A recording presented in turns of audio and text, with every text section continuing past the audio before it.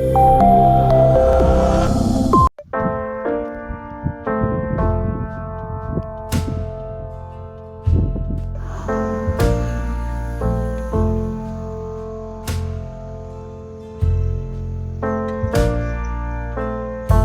spent years in training,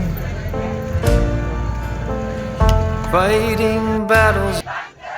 हम हमारा हक मांगते, हम हमारा हक मांगते।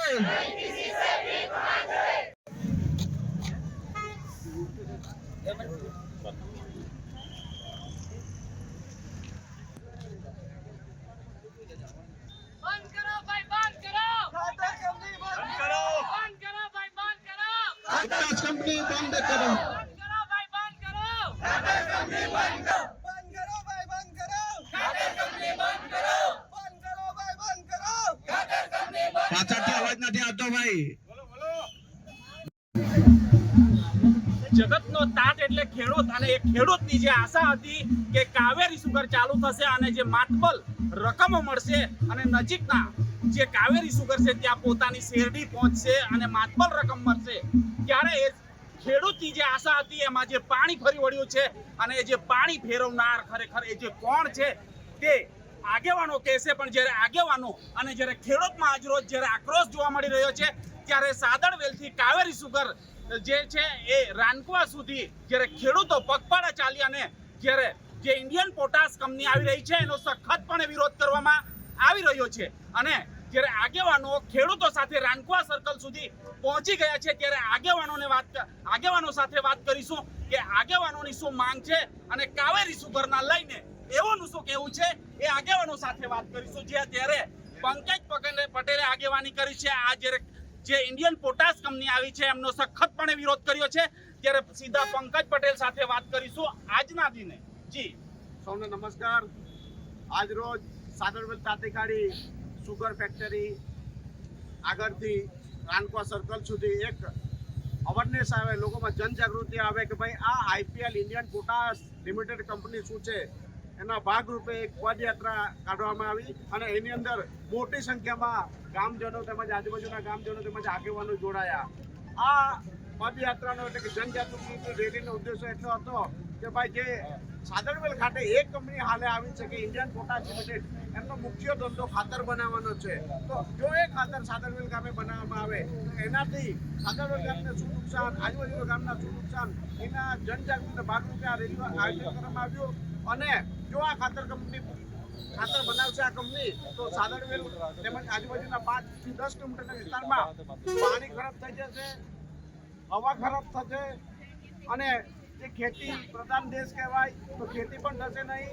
આજ સૌ જાણો છો કે અત્યારે આપણા વિસ્તારની અંદર રાજ્યપાલશ્રી આવ્યા અને એમણે પ્રાકૃતિક ખેતી પર ભાર મૂક્યો અને પ્રાકૃતિક ખેતી માટે પ્રોત્સાહન પણ આપવાની વાત કરી, ત્યારે આજના આ યુગમાં પ્રાકૃતિક ખેતીને જ્યારે પ્રાધાન્ય આપવામાં આવે છે, ત્યારે આ રાસાયણિક ખાતરને કંપનીને જે પણ પરવાનગી આપે કેટલી યોગ્ય છે, એટલા માટે સાદરવેલ ગામજનો દ્વારા સખતમાં સખત વિરોધ કરવામાં આવ્યો અને આગામી સમયમાં પણ જોરદાર લડત આપવામાં આવશે અને આ કંપની સાદરવેલ ગામમાંથી અહીંથી અમે હાંકી કાઢશું એની ખાતરી આપીએ છીએ। ખાસ કરીને વાત કરવામાં આવે કાવેરી સુગરના જે કમ્પાઉન્ડ છે એમાં જે ઇન્ડિયન પોટાશ કંપનીએ જ્યારે ખેડૂતોના વિશ્વાસમાં લીધા વગર જ્યારે જે ગેરકાયદેસર બોર્ડો લગાવી દીધા છે એના લઈને શું કહેશો? આ વિષય આખો હતો કાવેરી સુગરનો। કાવેરી સુગરના સંચાલકોની અણઆવડતના લીધે કાવેરી સુગર બની ન, કારણ કે આપ સૌ જાણો છો રાજ્યના મુખ્યમંત્રી જ્યારે ઉદ્ઘાટન કરવામાં આવ્યું ત્યારે લોકોને આશા આવી, મુખ્યમંત્રી એટલે કે ગુજરાતના એક સર્વમાં સેકન્ડ નંબરના માણસો કહેવાય કે જે રાજ્યપાલ પછીના એ માણસ જ્યારે ઉદ્ઘાટન કરે અને ખાતરની આપણે સુગર ફેક્ટરી ના બને તો એનાથી વિશેષ આપણા માટે શરમજનક વાત ન હોવું જોઈએ। પરંતુ આ કાવેરી સુગરના સંચાલકોના અણઆવડતના લીધે આજે ફેક્ટરી વેચાઈ ગઈ, હરાજી પણ એક ગેરકાયદેસર રીતના કરવામાં આવી અને એ હરાજીની અંદર સરકારના જ માણસો આઈપીએલ કંપની જે ઇન્ડિયન પોટાશ લિમિટેડ કંપની છે એ ગૃહ ખાતામાં જ આવે છે અને જે ખાતાએ લોન આપી હતી એનસીડીસી એ પણ ગૃહ ખાતામાં જ આવે છે। આ બધાની મિલીભગતથી, આખા સરકારની મિલીભગતથી એક સાદરવેલ ગામના ગળે ઘંટડો બાંધવામાં આવ્યો છે અને સાદરવેલ તેમજ આજુબાજુના ગામના લોકોને અહીંથી નાસીપાસ કરવા માટે જીવન બગાડવા માટે, સ્વાસ્થ્ય બગાડવા માટે અને વિસ્તાર બગાડવા માટે આ કંપની સ્થાપવામાં આવી છે. પરંતુ અમે આપના માધ્યમથી કહેવા માંગીએ છીએ કે જ્યાં સુધી અમારા શરીરમાં પ્રાણ છે ત્યાં સુધી આ કંપનીને કદાચ પણ સાદરવેલમાં ચાલુ થવા નહીં દઈશું. અમારી પાસે ગ્રામ સભાનો પાવર છે, અમારી પાસે પંચાયતનો પાવર છે, અમારી પાસે લોકોનો પાવર છે. એટલા માટે અમે કદાપી આ કંપની, ખાતર બનાવતી company Indian potash limited company ચાલુ થવા દઈશું નહીં. કારણ કે અમે ઇન્ડિયન પોટાશ કંપનીના સંચાલકોને પણ કહીએ છીએ કે તમારી નેશનલ કંપની છે, તમે ઘણા બધા રાજ્યોમાં કંપની ધરાવો છો, તો અમારા આદિવાસી વિસ્તારમાં એક સારામાં સારી હોસ્પિટલ બનાવવા જગ્યા આપણે સેવાનું કામ કરો. આદિવાસી મોટા મોટી યુનિવર્સિટી સ્થાપો, જેથી કરીને આદિવાસી બાળકો સારી રીતના ભણી શકે, જેવી કે ઉચ્ચ ડિગ્રીઓ મેળવી શકે, ડૉક્ટર બની શકે, એન્જિનિયર બની શકે, પાયલટ બની શકે. એવું કોઈ સારું કામ કરો. આ લોકોને હાઈ લેવાનું કામ બંધ કરો અને આ કંપની જે ઇન્ડિયન પોટાશ કંપનીનું નામ ઊંચું કરવું હોય તો કોઈ સારું કામ કરો આવી રીતના. બાકી તમે જો સપના જોતા હોય કે અહીં ખાતર બનાવતી કંપની છે અમે સ્થાપવું, એ ભૂલી જજો.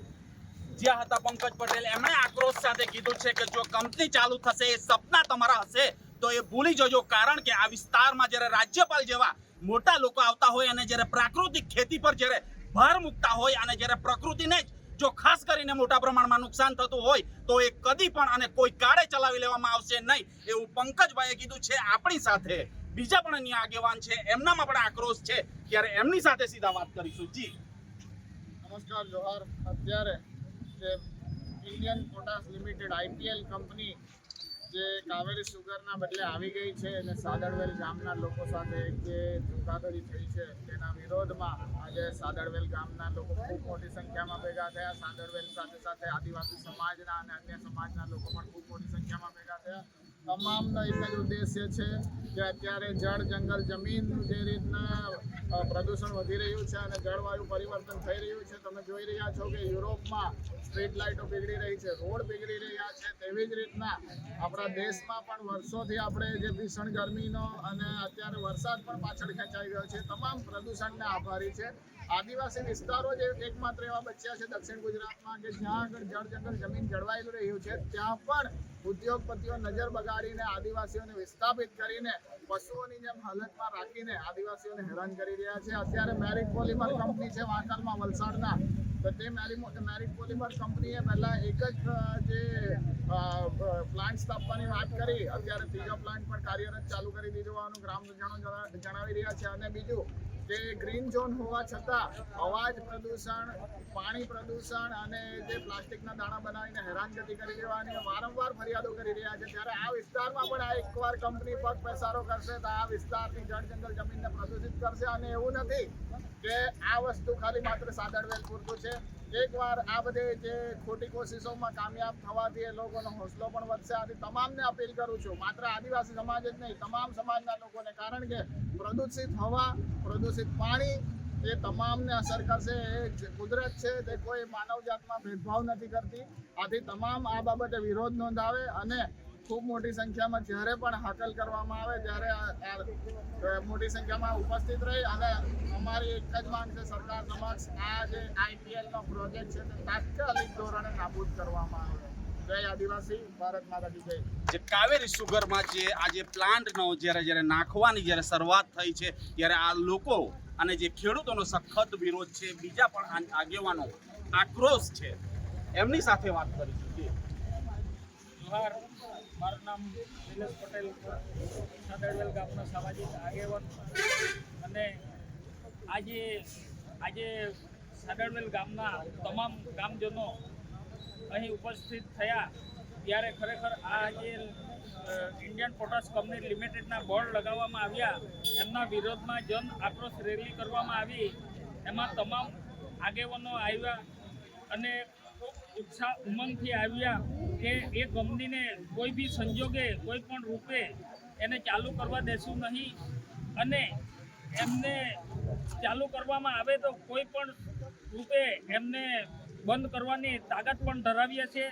અને નહીં થશે તો આજુબાજુ ગામના બીજા પણ ગામોના આગેવાનોને અને બધાના ગામજનોનો સહકાર લઈને ગાંધીજીંગે પણ લડાઈ લડશું અને જે કંઈ ઘેરાવો કરવો પડશે કલેક્ટર કચેરી કે એ પણ અમે કરવા તૈયાર છે. ડિસિઝન ન્યૂઝના બીજા વિડીયો જોવા માટે ચેનલ સબસ્ક્રાઇબ કરો અને બેલ આઇકન બટન પર જઈ ક્લિક કરો. સ્વતંત્ર અને આઝાદ પત્રકારત્વની મદદ કરવા નીચે આપેલા થેન્ક્સ બટન પર જઈ ક્લિક કરો. મદદની કિંમત નિશ્ચિત કરો અને ડિસિઝન ન્યૂઝની આ સફરમાં અમારા સાથી બનો.